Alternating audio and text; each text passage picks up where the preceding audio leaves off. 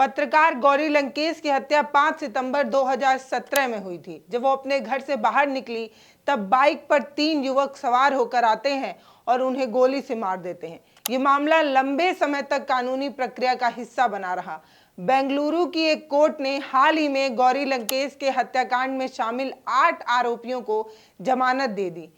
मैं आपको बताऊं तो आपको जानकर हैरानी होगी कि इसी साल सितंबर में कर्नाटक हाई कोर्ट ने 4 अन्य आरोपियों को जमानत दी थी और उसके बाद 9 अक्टूबर को एक स्पेशल कोर्ट ने बेल पर राहत दी और उसके बाद 11 अक्टूबर को जो है वो रिहाई मिल गई। अब ये जो लोग थे जिन्होंने गोली मारी थी, जब इनकी रिहाई हुई, इन आरोपियों की जमानत पर कुछ हिंदू संगठन के सदस्य इनका जोरदार स्वागत करते नजर आए, माला पहनाते नजर आए, चादर उड़ाते नजर आए। इतना ही नहीं, नारे भी लगाए और साथ साथ में ये स्वागत करती है जो वीडियो थी वो कई तरीके के सवाल खड़े कर रही थी। इस तरीके से स्वागत करने वाले जो ये लोग थे उनसे आम लोग ये सवाल पूछ रहे थे, कई सवाल पूछ रहे थे। अब इनके स्वागत करने के इस तरीके से मोदी जी के कहे अनुसार आप इनके कपड़े से इनकी पहचान कर सकते हैं।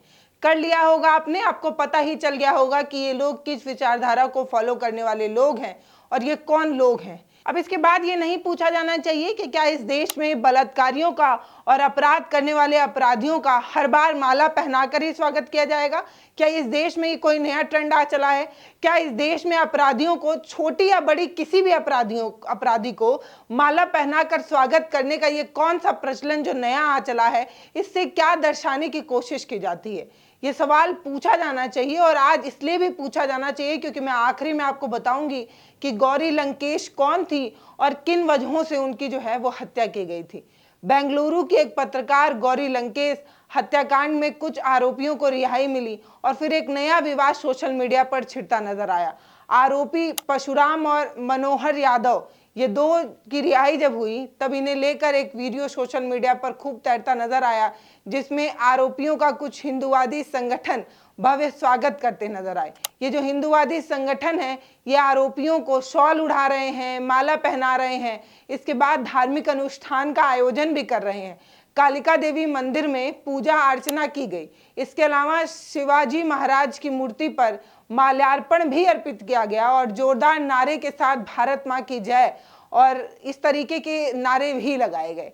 अब बड़ा सवाल यही है कि क्या भारत मां सच में चाहती थी कि गौरी लंकेश के हत्या के ये जो आरोपी हैं इनका इस तरीके के स्वागत किया जाए? सुप्रिया श्रीनेत ने सोशल मीडिया साइट एक्स पर आकर एक पोस्ट किया और कहा कि ये पत्रकार गौरी लंकेश के हत्यारे हैं।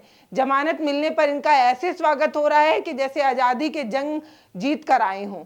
ऐसे फूलमाला पहनाई जा रही है जैसे बिल्किस बानो के बलात्कारियों का स्वागत किया गया था, वैसा स्वागत किया जा रहा है।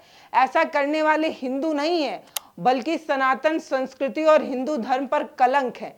ये लोग सड़ चुके हैं। ये बात जब सुप्रिया श्रीनेत ने कही तो सोचने की बात है कि सुप्रिया श्रीनेत ने ऐसा क्यों कहा होगा। अब सोचने की बात है कि बिल्किस बानो के आरोपी, बिल्किस बानो का केस तो आपको याद ही होगा कि कैसे एक लड़की सिर्फ मुस्लिम समाज से आती है इसलिए कुछ लोगों के दिल में जहर भरा हुआ है और उनके आरोपियों का ऐसे स्वागत हो रहा था, आरती की जा रही थी, मिठाई खिलाई जा रही थी और आरती करने वाली खुद महिलाएं थी। क्योंकि बिल्किस मुसलमान है इसलिए इस तरीके का स्वागत किया जा रहा था। लेकिन इस बार क्या कहेंगे? ये जो महिला पत्रकार है इनके बारे में आपको बताने जा रही हूँ कि आखिर कौन है गौरी लंकेश।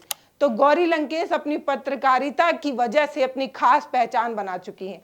ये जो महिला पत्रकार हैं ये दक्षिणपंथी विचारधारा की कड़ी आलोचक रही हैं। इनकी जो विचारधारा है वो वामपंथी नजर आती है।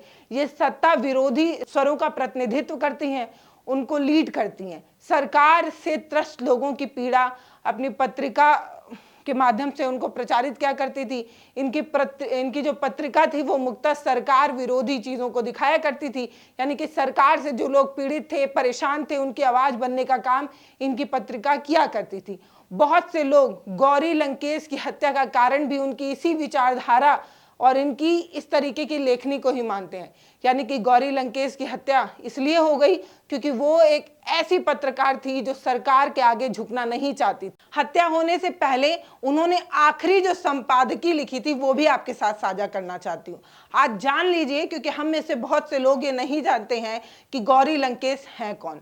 गौरी लंकेश ने हिंदूवादी संगठनों और संघ के झूठे समाचार बनाने पर एक संपादकीय लिखी थी। उन्होंने बताया था कि ये लोग जो है वो झूठ फैलाने का काम करते हैं और इसकी आलोचना करते हुए उन्होंने अपनी आखिरी संपादकीय लिखी थी। उन्होंने अपने आखिरी संपादकीय में लिखा था कि इस हफ्ते के अंक में मेरे दोस्त वासु जो है इंडिया में फेक न्यूज बनाने वाली फैक्ट्री के बारे में लिखा है।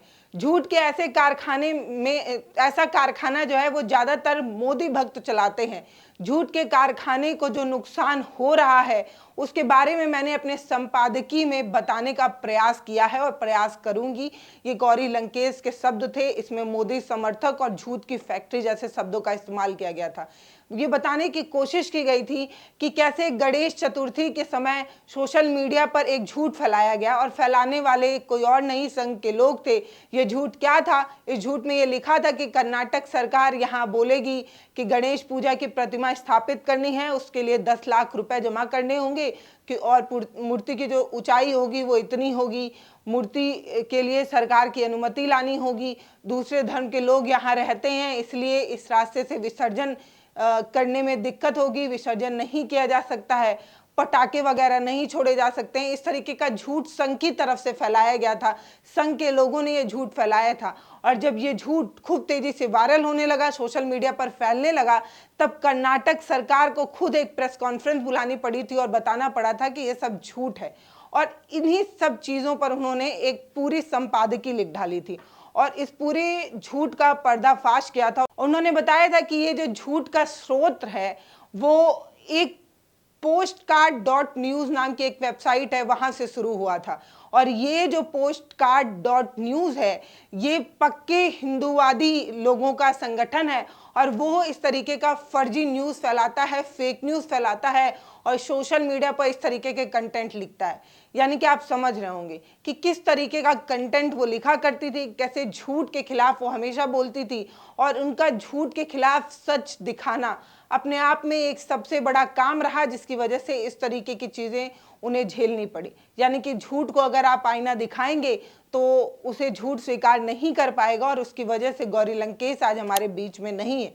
उस समय के कर्नाटक के जो मुख्यमंत्री रहे उन्होंने भी कहा था कि ये बेहद दुखद खबर है कि गौरी लंकेश जैसी पत्रकार जिनकी लेखनी और उनकी विचारधारा जो है विकासशील रही है और उन्होंने अपनी पत्रिका के माध्यम से, अपने पत्रकारिता के माध्यम से जिस तरीके से कट्टरपंथियों के खिलाफ आवाज उठाई है, ये बेहद दुखद है कि आज उनकी हत्या कर दी गई। यानी कि उनकी हत्या पर मुख्यमंत्री ने खेद तो व्यक्त किया था, लेकिन अफसोस कि आप समझ ही रहे होंगे कि गौरी लंकेश की हत्या किसने और क्यों कराई थी। गौरी लंकेश जो थी वो कट्टरपंथी विचारधारा का विरोध किया करती थी, हर बार सच के साथ खड़ा हुआ करती थी और झूठ को आईना दिखाया करती थी। इनके इस तरीके से विरोध करने के चलते उनकी जान चली गई, उन्हें अपनी जान गंवानी पड़ गई थी। उनकी धारदार पत्रकारिता सदैव याद रखी जाएगी। कुछ चंद लोग जो आरोपियों को माला पहना रहे हैं वो ये बताने की कोशिश कर रहे होंगे कि उनकी पत्रकारिता खत्म हो गई है। उन्हें भले मिर्च लगती होगी जब गौरी लंकेश का नाम गर्व से लिया जाता होगा, लेकिन आज बताते हुए खुशी हो रही है कि गौरी लंकेश बहुत सारे लोगों और बहुत सारे पत्रकारों की मिसाल बनी हुई हैं और गौरी लंकेश आज भी कई लोगों के जहन में जिंदा हैं। बाकी मैं ज़्यादा कुछ नहीं कहना चाहती हूँ क्योंकि कुछ लोगों को मिर्च लग जाएगी और कुछ लोग सत्ता विरोधी बोलने का टैग लगाने के लिए जल्दी आ जाते हैं। इसलिए मैं कहना चाहती हूँ, नमस्ते, मैं पल्लवी हूँ, आप भारत एक नई सोच देख रहे हैं। अगर आप मेरा वीडियो फेसबुक पर देख रहे हैं तो फॉलो करिए, यूट्यूब पर देख रहे हैं तो सब्सक्राइब करिए, वीडियो को शेयर ज़रूर करिए। बाकी बहुत बहुत धन्यवाद और गौरी लंकेश को सदा सलाम करते रहेंगे।